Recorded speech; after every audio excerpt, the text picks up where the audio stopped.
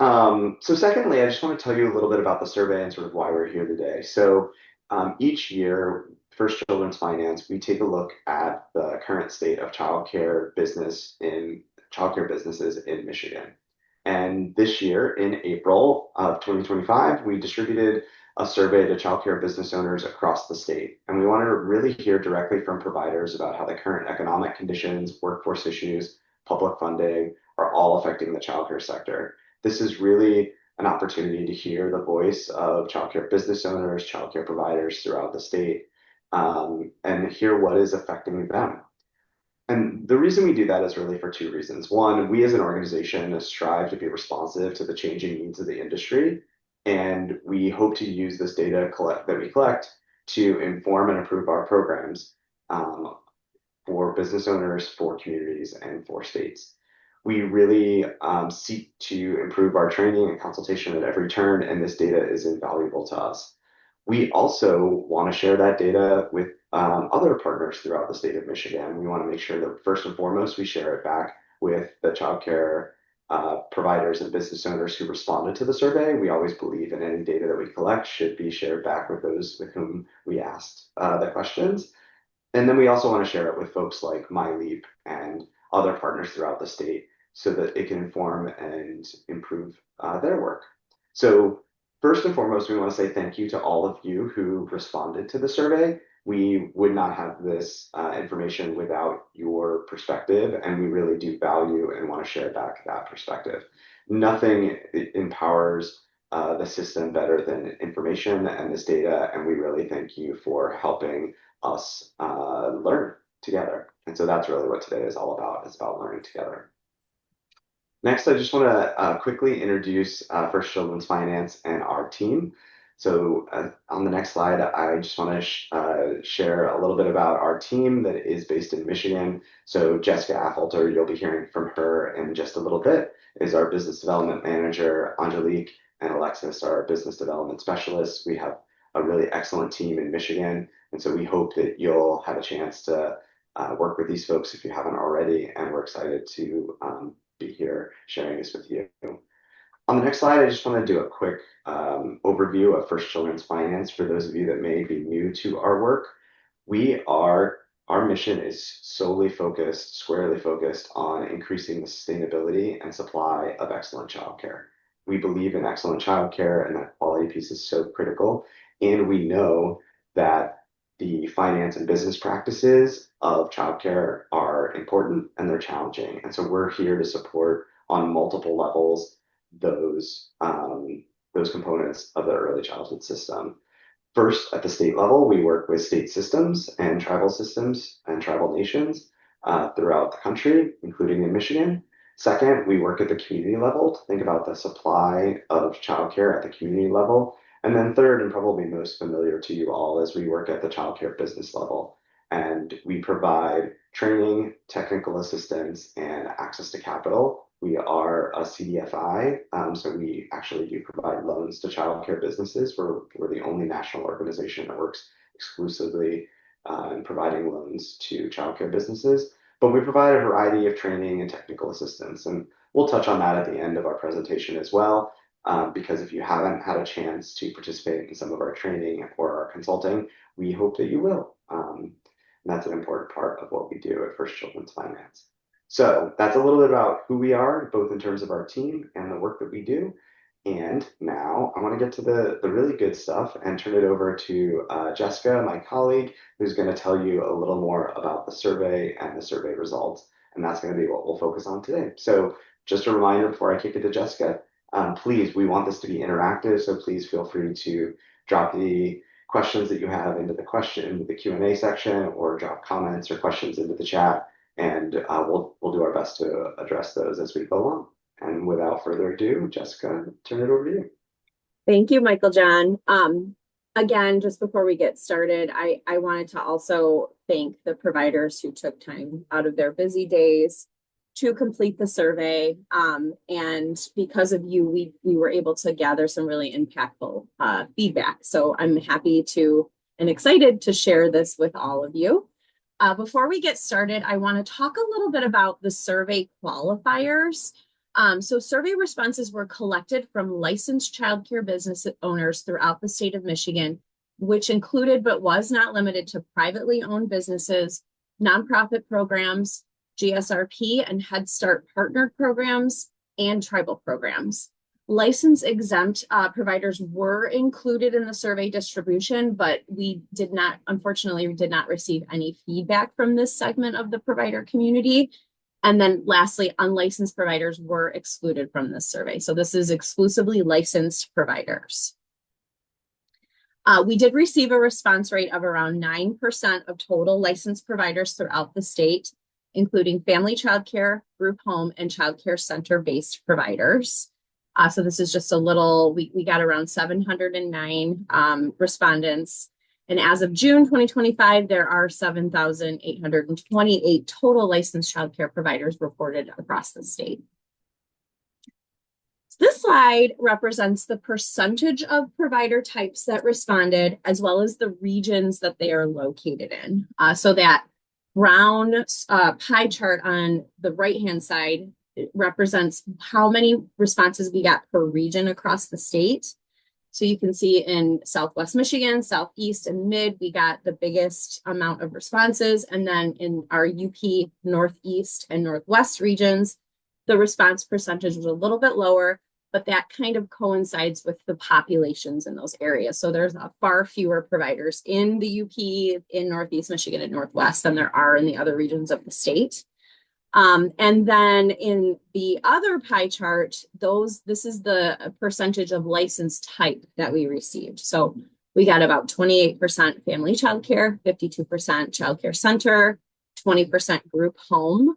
And that is very reflective of what the state of Michigan's licensed childcare industry is currently made up of. So across the state, there's about 58% childcare centers, 24% family childcare providers, and 18% group home. So we got a pretty good representation of each of these different license types. We also got 9% of respondents reported being citizens or descendants of a federally recognized tribe. And with all of that shared, let's get started on the data. So the very first question or data point that we're going to talk about is we asked providers, how long has your childcare been in business? Some key takeaways from this slide is that 20% of licensed childcare providers in Michigan have been in operation for 5 years or less. And you can see from the slide, 9% of that group has only been in operation for 2 years or less. This group represents businesses in their early, most vulnerable stages, still navigating startup challenges such as financial sustainability, enrollment growth, regulatory compliance. And according to the United States Bureau of Labor and Statistics, only about 50% of small businesses survive beyond that 5-year mark.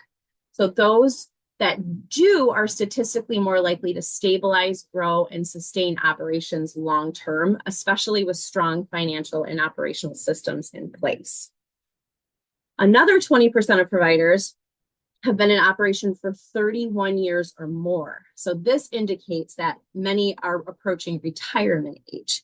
And this signals a potential wave of exits from the field, raising concerns about gaps in service availability unless transition or succession strategies are supported. So in total, 40% of Michigan's licensed childcare providers fall into one of these two categories, either emerging businesses still finding their footing or veteran owners potentially preparing to leave the field.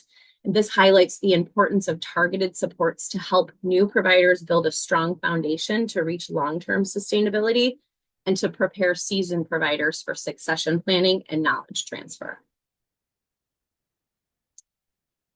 So we did ask childcare business, business owners if they employ staff other than themselves, and we got a 70% response rate of providers that reported they do employ staff other than themselves. Staffing has been reported to be one of the #1 issues related to the childcare industry across the state. So in the next few slides, we will focus on data collected specifically from childcare business owners who employ staff other than themselves. When asked when hiring in 2024, how easy or difficult was it to find qualified employees? Some key takeaways from this data point is that 35% found it very difficult and 33% found it somewhat difficult. Combined, around 68% found it some level of difficult to find quality staffing in 2024. And then only 12% reported that no hiring was necessary at all. There were a lot of concerns around staffing in general. Some of the comments reflected that the ability to pay fair wages as well as offer benefits. And there were several comments that expressed concern around the Michigan House Bill 4002, which was enacted in early 2025, excuse me. So for those of you that are unfamiliar with this bill, it amends the state's Earned Sick Time Act, otherwise known as the ESTA, to provide a more flexible and balanced approach to paid sick leave for workers and employees. Some of the key provisions of House Bill 4002 that will greatly affect small privately owned childcare businesses is that small businesses, which is 10 or fewer employees, must provide up to 40 hours of paid sick leave per year. And then larger businesses, which is defined by having more than 10 employees, must provide up to 72 hours of paid sick leave per year. Lastly, employees can carry over unused sick time into the next year up to the maximum accrual limits, 40 or 72, depending on the business size. This is a really interesting data point for me personally. In Michigan, as many of you are most likely already aware, there are 3 types of childcare licenses: family childcare, group homes, and childcare centers. Group homes and childcare centers, family childcare and group homes operate within a residential setting.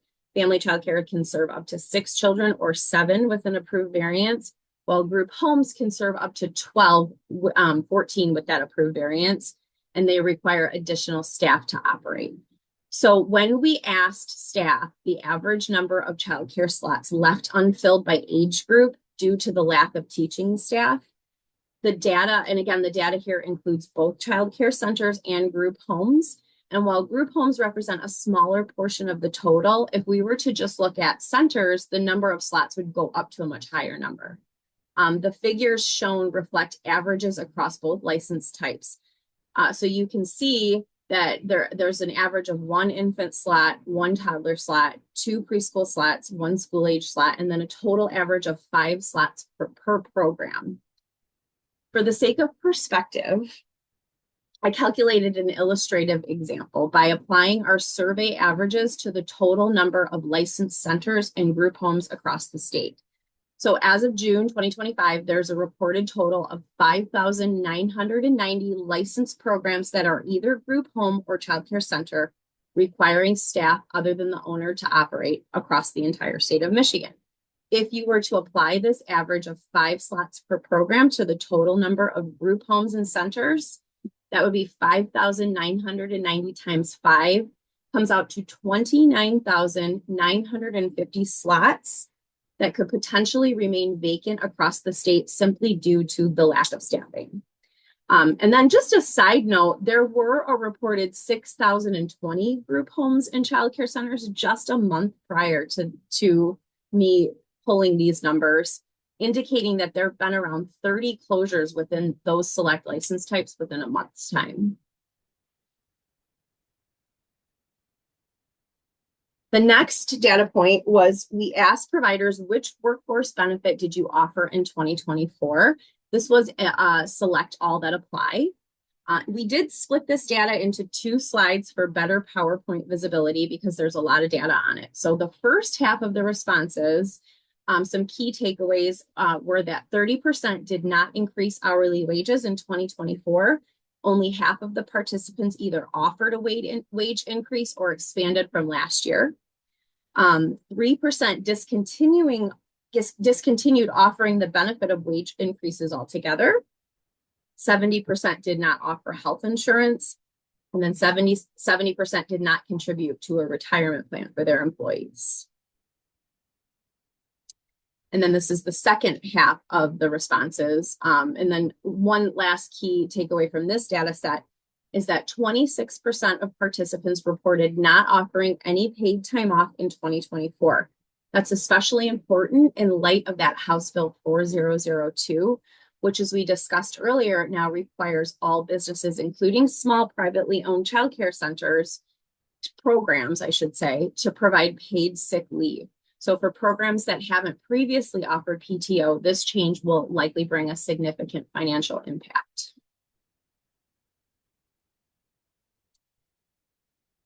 So when we asked if you increased wages or offered other incentives to attract or retain employees during, sorry, that number is wrong, it should be 2024, will you be able to sustain those increased costs in the future?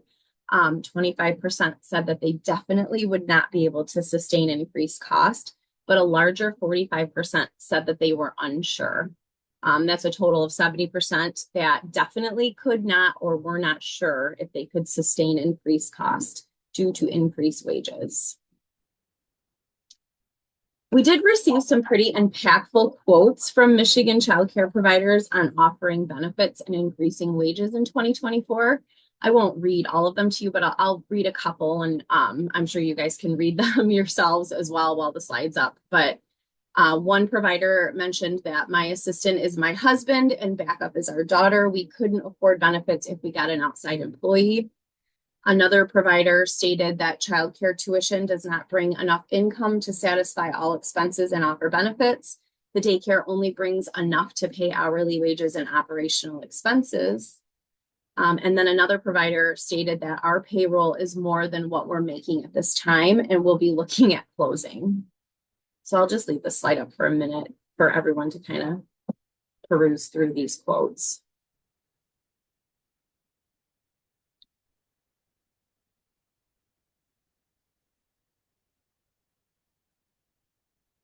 The following set of slides are going to highlight insights from all participants regarding the challenges and strategies involved in maintaining business sustainability. So we asked providers during 2024, did you have a facility maintenance or repair issue arise that you chose to delay? A total of 51 respondents reported delaying a facility maintenance or repair issue.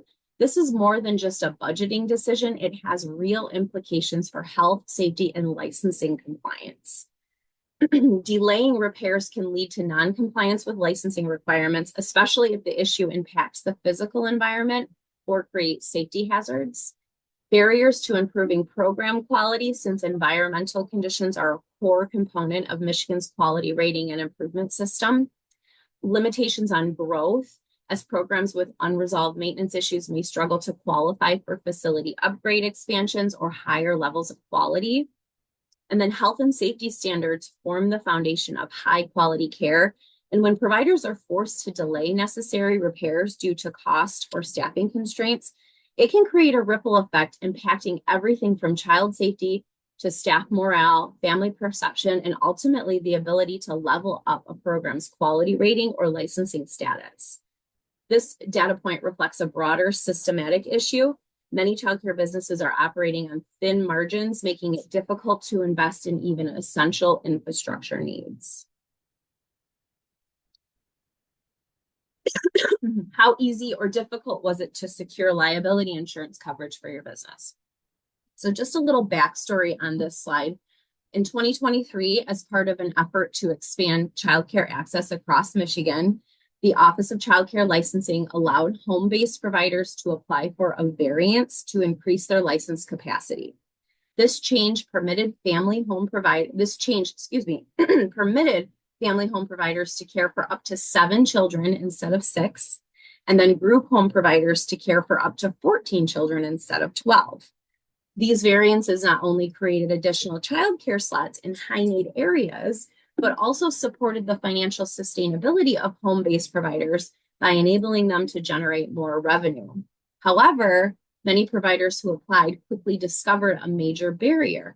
Their homeowner or liability insurance policies were either canceled or drastically increased in cost. Insurance companies began denying coverage or charging prohibitively high premiums for any household caring for more than 6 children. So this challenge affected not only providers who had been granted a variance, but also family home providers exploring expansions into group home licensure. So on this slide, you'll see that 23% of respondents reported it was somewhat difficult and 9% said that it was very difficult, meaning 32% overall experienced some level of difficulty securing liability insurance coverage for their business. And it's important to note that this question was asked to all providers, regardless of program type. However, with the 48% total respondents identifying as family or group home providers, these findings align closely to what we've been hearing statewide. Many liability and homeowner insurance carriers are hesitant to cover family childcare homes caring for more than 6 children or group homes with more than 12, making it challenging for providers to expand under variance allowances.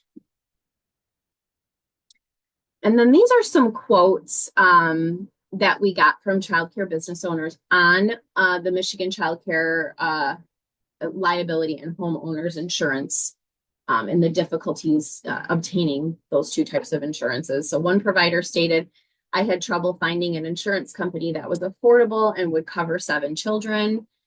Another provider stated, my most recent company just discontinued my policy and only one company will even insure my home. Another provider stated the umbrella for just the daycare liability insurance is becoming increasingly worrisome as there are not a lot of choices and they are quite expensive. Another provider stated we were told if we applied for a variance to accept 14 children, our insurance will be canceled. Another provider stated it is getting to the point where I may not be able to run a business from my home if no one will insure me. And lastly, another provider stated, I am no longer able to be covered under my homeowner's insurance policy due to having a childcare business.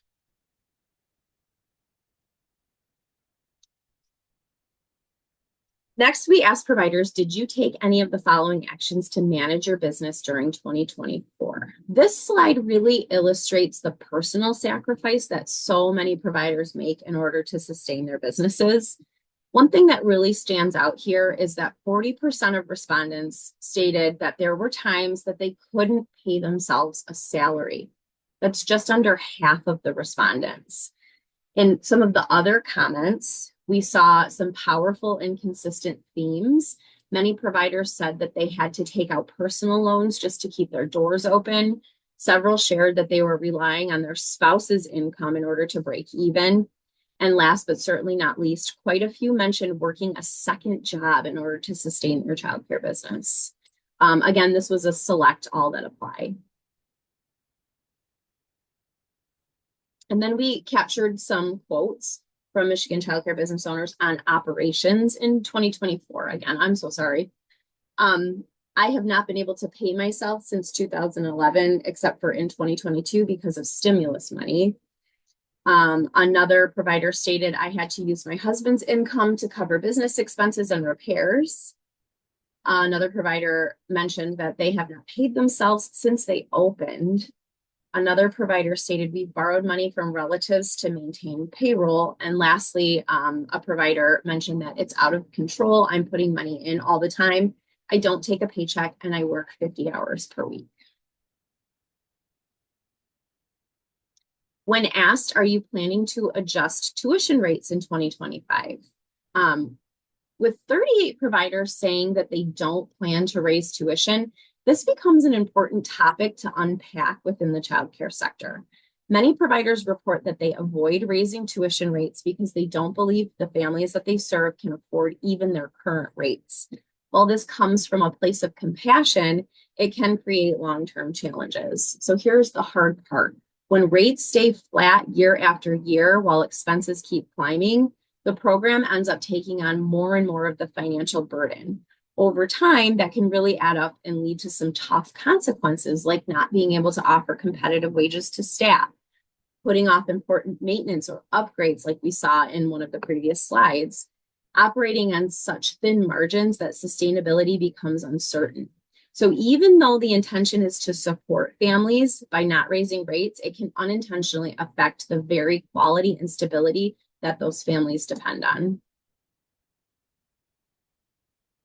We asked some Michigan childcare providers to provide quotes on adjusting their tuition in 2025, and this is what some of them said. One provider mentioned that they are afraid to raise their fees due to the public schools taking their kids. Another provider stated that no one can afford the extra cost of higher tuition, so I'm taking the hit financially. Another provider stated, I don't know how parents afford this. I'm sad to have to raise rates, but I don't have a choice if we're going to stay open.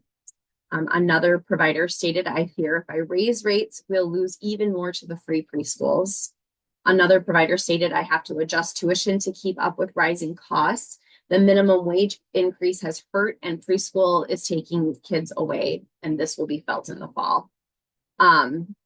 And then lastly, a provider stated that I need to raise tuition in order to keep payroll costs under control since minimum wage increased so much and will keep increasing.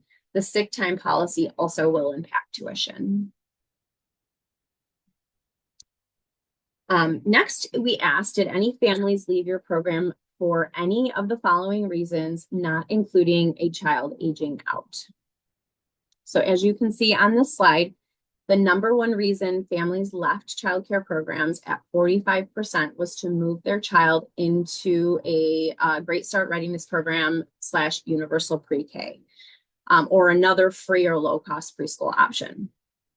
16% reported other as a reason for families leaving. And here are some of the most common comments that we received in that category. Families lost CDC scholarships. Families chose to use local unlicensed childcare because it's cheaper.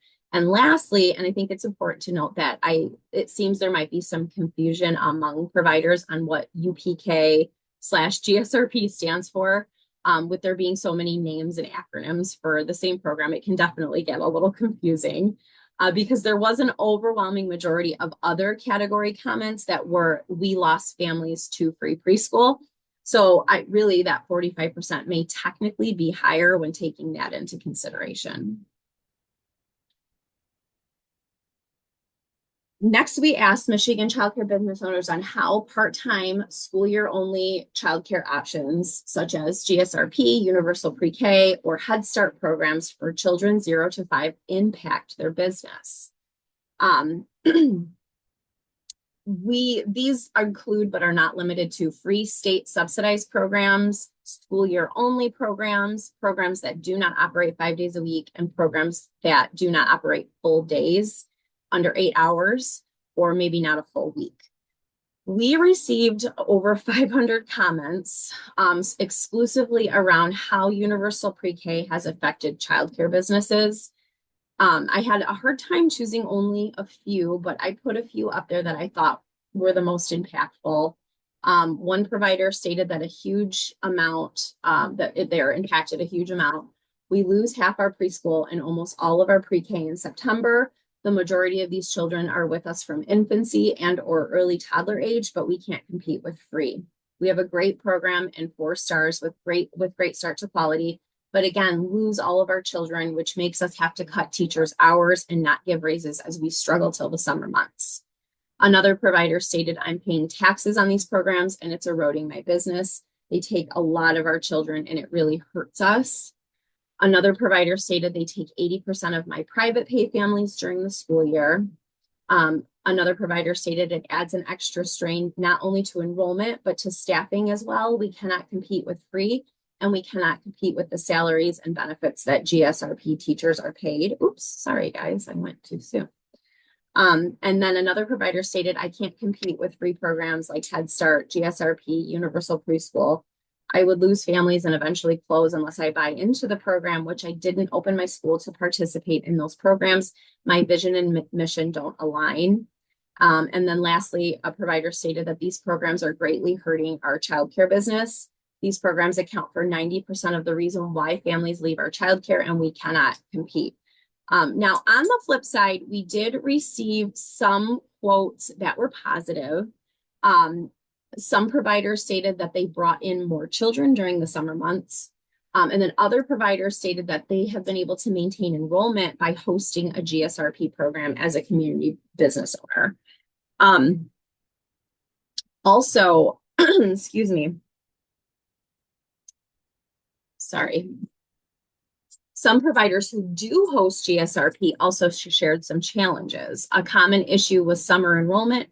Families who attended free pre-K during the school year often expressed that they couldn't afford summer tuition, which made it hard for providers to keep staff on payroll. This led to low summer enrollment and staffing shortages. They also mentioned that they were not able to maintain the salaries that GSRP teachers make during the school year. Teachers would often leave for the summer to find better paying summer jobs. And then a few quotes that sum up the experience. One provider stated that no children attend in the summer and it's really difficult to maintain staff salaries. Another provider stated that GSRP put a financial strain on our business. We traded tuition-based revenue that we were able to put back into the program for a break-even status. Another provider stated it created operational challenges and added admin time that wasn't covered by the funding. So we did get some quotes that from programs that were eligible to host GSRP, and that it's not always an easy fit financially or operationally. Next, we asked about some of the funding sources. We asked providers if they were able to access any of the following funding sources during, again, 2020, 2023, 2024. So the majority of business owners access the CACFP food program funding at 47% and support from the CDC scholarship program at 35%. Coming in close third at 30% is I did not access any funding sources in 2024. 18% accessed the IFF facilities grant before they ran out of capital. Other than that, all other funding source activity was minute, including only 7% of GSRP community-based organization partnerships. We asked Michigan childcare providers on how accessing funding sources has impacted their business in 2024. And some of the quotes that we received were IFF allowed us to add more space for our day-to-day operations with the addition of basement usage. Plus, fixing certain things in our home helped immensely with our tasks. We were thankful for them. Another provider stated, the food program helps a lot with food costs rising. Another provider stated, without the funding from IFF, we would not be open. The funds allowed us to replace broken toys, increase staff wages, and minimize the increased cost to parents. Another provider stated that the CACFP, the food program, helps us and the children and parents so much. We are able to feed the children whose parents are falling on hard times, and that little extra money we use for bills. Another provider stated that we're able to serve many more families because of receiving help from the CDC scholarship. Another provider stated it helped me tremendously. I may have stopped doing childcare had it not been for the IFF grant, which sadly ran out of funds before I could maximize what I thought I could receive. And lastly, a provider stated that the GSRP funding was essential to our business. Not only were we able to retain our children, but we are now competitive with other facilities in the area that offer free preschool programs. When asked how your household income, has your household income been impacted by financial losses to your childcare business in the past year? You can see on this slide that 47% reported that their household income was impacted. On the next slide, we've highlighted a few quotes from Michigan providers that speak directly to this issue. So one provider stated that I am not able to pay myself. I have to take money from the business as needed for the basics. Another provider stated that I am draining mine and my husband's savings. Another provider stated I have to pay workers more and offer paid vacation. I don't even get paid vacation. Another provider stated we only survive because of my husband. It is definitely nothing to do with my account. Another provider stated my house payments are a month behind and we stopped all travel and added expenses. And then lastly, a provider stated that I lost $20,000 since I had to stop taking paychecks toward the end of 2024.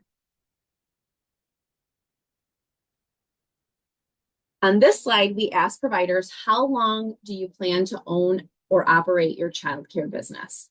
I've actually layered the data on this slide with responses from last year's survey and then the responses from this year. The green represents responses from 2024 and the blue represents current data from 2025 or this year.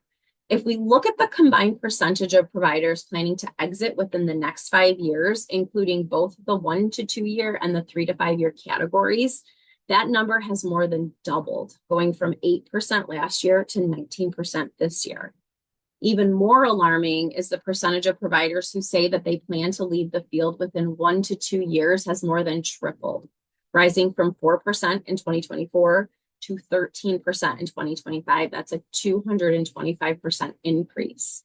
So in short-term exit intent year over year, a significant signal of growing instability or concern among providers. We asked the providers what types of support would be particularly beneficial for their childcare businesses. And again, this was a select all that apply. This is another one of those data points that we did spread across 2 slides for the sake of PowerPoint visibility. When we asked about the top areas where providers want support, the number one reason in this half was at 30, the response was at 32% around recruiting, hiring, and retaining employees. That was followed by budgeting support at 23%, and rounding out the top 3 were marketing and facility management, which actually tied, both coming in at 21%. This is the second half of that data. Again, it was a select all that apply. In this half, facility improvement grants came in as at the top area of interest, with 68% of providers saying they want support in that area. Next was accessing public funding streams, reported by 42% of respondents, and tied for third place again at 30% each were insurance and tax support. So when we combine both sets of data, it's clear that providers are asking for support in a few critical areas. Leading the list, facility improvement grants, followed by accessing public funding streams at 42%, and then recruiting, hiring, and employee retention at 32%. Close behind are insurance and tax assistance, tied at 30%, followed by budgeting support at 23%, and rounding out the top priorities are marketing and facility management, both at 21%. So together, this gives us a clear picture. Providers are trying to balance staffing challenges, financial stability, and infrastructure needs, and they're looking for targeted support to help them stay sustainable and strong. Lastly, we asked Michigan childcare providers to recommend what they think is needed to keep their businesses financially viable. Many of the comments we received around this topic centered on staffing and compensation, unsurprisingly, since staffing truly is the heart of a childcare program. Staffing doesn't just determine the number of available slots, it directly shapes the quality of care. So without the ability to recruit and retain qualified staff, maintaining a high quality program becomes nearly impossible. And beyond quality, there's cost. Staffing makes up nearly 70% of a childcare program's operating expenses, making it the single biggest driver of why childcare is so expensive and for many working families unaffordable. It's a powerful thought because when we do invest in childcare staff, we're investing in access, quality, and sustainability all at once. And in the end, slots, because as you can see, there were almost 30,000 slots across the state, potentially that are not filled due to lack of staffing. We asked providers to comment on overall sustainability, and these are some of the quotes that we received. One provider stated that kids are leaving due to the financial burden paying for a private school takes on them with the current economy. Many are now opting for free, not because they want it, but because they have no other option given today's economy. Another provider stated that GSRP has made a big dent in 4-year-old preschool numbers. We're trying to adjust in 2025. Another provider stated there has been a 40% decrease in enrollment and income since September of 2024. Another provider stated we are a nonprofit. This is the first time in over 20 years that we showed a loss. It is anticipated to be a large loss this year, especially if we can't fill our preschool spots. We did increase our rates in 2024 and 2025. Things will be interesting in 2026 since most employees will make less than minimum wage. Paying sick pay has caused an additional rate increase since we didn't offer that benefit to staff prior to the new law. And then lastly, a provider stated that there's a lot of talk amongst people in this profession about the future. I have never seen so many people talk about closing their business in my years. And I will pass the mic off to Michael John. Jessica, thank you so much for taking us through all that data. That was certainly a lot. And I think there was a lot of interesting and meaty information in there. We want to turn it to the group. We have about 15 minutes left. So if we could go to the next slide, I just wanted to sort of prompt anyone, you're welcome to come off mute, or turn your camera on, or drop a note in the chat. As we go to the next slide, I just wanted to ask you all, like, what are you thinking at this point? Did you have any questions that were raised by the data? What does the data prompt for you in terms of your thinking? And do you have any ideas about how you might use the results in your own work?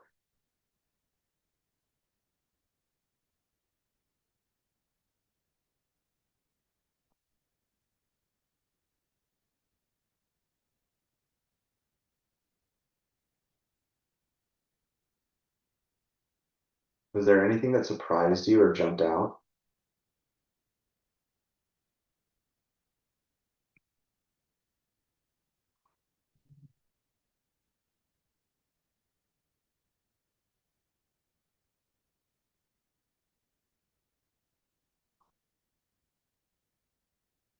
Hi, Michael John. It's Lena Mangrel Cars. Sorry to be off camera, but my technology is not working well.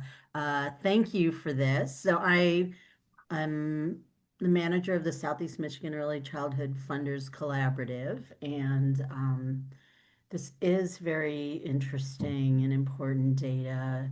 I am curious to see, some of the splits, like how some of the data splits between center-based providers and home and family-based providers, as well as geographically. I know you're doing a session on Detroit tomorrow. Yep, But one of the questions I had was, so as you look at the fact that so many folks have slots that are unfilled, um, I mean, I think we need to be really careful about that in that there are slots that are unfilled, and yet there are there's need that there's some places do have wait lists, but the slots that are unfilled are directly because people would, the childcare providers would fill those slots if they had the staff. absolutely. And I think I think you raise a really critical point, which is the question that we asked is how many slots do you have available due to staff vacancies? That's not because there isn't demand for those slots. That's a specific sort of cause and reason, and that actually points to the gap being exacerbated by staffing shortages as opposed to any other lesson that we could take from that. So Right. agree. I think one of the things that we want to be mindful of is what the data tells us and what the data doesn't tell us, and the conclusions that we draw from the data, take thought and investigation. So, and to your other point, we're happy to share, and partner with those that may be interested in exploring. We presented sort of a 30-minute overview of a lot of Mhm. data, and we know that there's a lot more that could be learned from it. So we're happy to share and partner with folks that are interested in it. And yes, thanks also for calling out. We'll be doing, we did have a group of respondents from the Detroit area, and we know that there are a lot of Detroit-based organizations that are particularly interested in Detroit-specific data. So tomorrow at the same time, we'll be doing a webinar for specifically for the Detroit data. So absolutely. Great, thank you. Yeah, and I just wanted to just mention that the the data around like the early childhood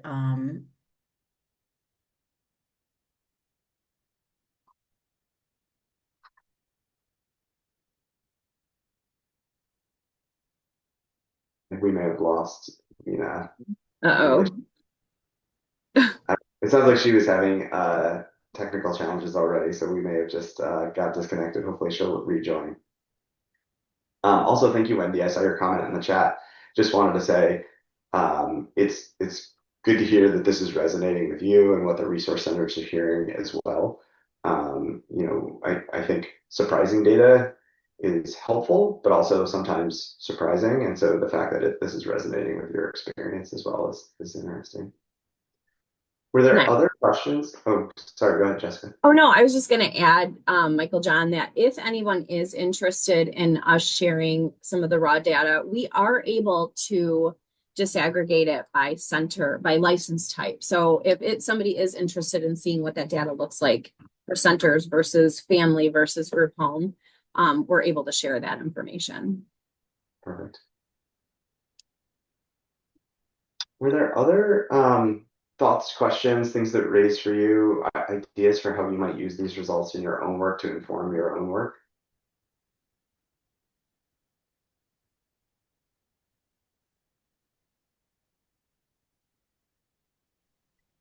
Sorry, I got cut off. Welcome back. We're glad you're back. Please go ahead. Sorry. So I was just going to say that the comments about how pre-K for all is really disrupting the system of early childhood, and how, many family care providers are really struggling when pre-K for all takes 4-year-olds and offers the free care. And so I think that's really important comments to provide for to MyLeap. And I know that they're trying to address this through a home-based pilot for GSRP and pre-K for all. And so I would, yeah, just encourage that those comments go to MyLeap, and that we continue to talk about this, because it is so obviously a really extreme disruption to the system for so many of the home care providers who are on this call, and then who took your survey. Yeah, If I, I if agree. I, oh, sorry, Michael John. I just wanted to add, I thank you, Lena, for mentioning that. They are allowing so last year, only centers were eligible for the GSRP program, for community business owners to host a GSRP program. This year, they're allowing group homes as a pilot. And I know that there's talk about, I don't know, what the future may hold, but there is talk about potentially allowing family childcare providers to host potentially in the future. But as of right now, group homes are able to host. But we are only allowed to host up to 30% within, I believe, an ISD. So 30% of the slots can go to a community business owner, and then the rest will go to the public schools. So that's kind of how that works. But yeah, thanks for bringing that up, Lena. That is something we didn't mention. Yeah, and again, this is really an opportunity to hear the voice of the business owners and the childcare operators across the state. And it's data and it's important information, that we don't want to overplay or underplay. I see some comments in the chat. Team, I'm wondering if you could address Melissa's comment about um, who she can connect with. Oh, it looks like that comment may have gotten deleted. Oh, no. Um,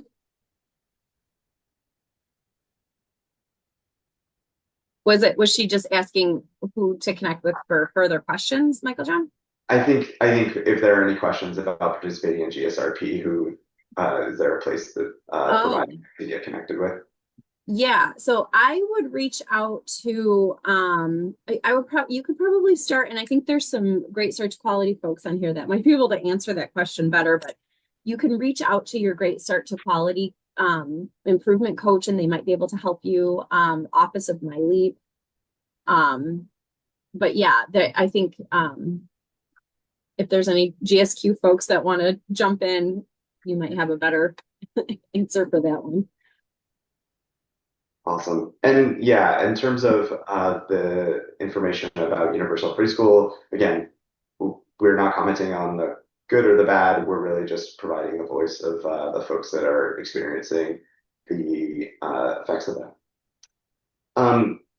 Jessica, I know it's 9:54, so I'm happy to stay on and answer any other questions or have any other discussion that comes up. But I do want to close out our webinar on time, and I just want to note that we'd love to partner with you, whoever you may be. So if you're a childcare business, please reach out to us, and we would welcome and invite you to participate in our training, our consultation, and if it's right for you, access to capital through our childcare, through our loans to childcare businesses.